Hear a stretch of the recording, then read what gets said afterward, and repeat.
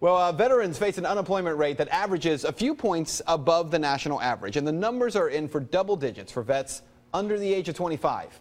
Fox 19's Gordon Graham met up with a young former Army sergeant at a job fair in Cincinnati, specifically for veterans.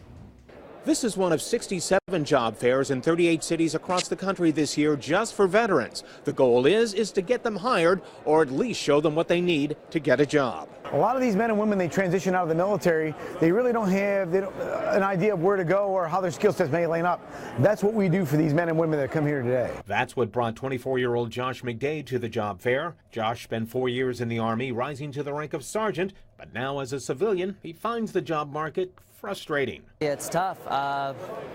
You really got to cast the net far and wide. I've probably put in close to 150 job applications in the past 3 weeks with little to no reply whatsoever. And Josh's story is not unique. They're looking for two types of things, either experience or an education.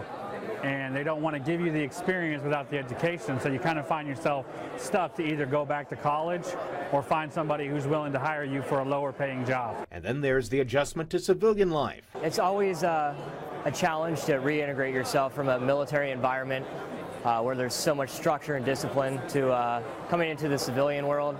You know, a lot of people feel a little apprehension losing that structure. Josh says the transition is getting easier and his hopes of finding a good job have been renewed. It was a good opportunity. You know, you got to meet people, you got to shake hands, you got to actually introduce yourself to the people that would be hiring you. Companies say veterans make good employees because they have a high level of integrity, are hardworking and disciplined. And that's something veterans like Josh McDade want a chance to prove.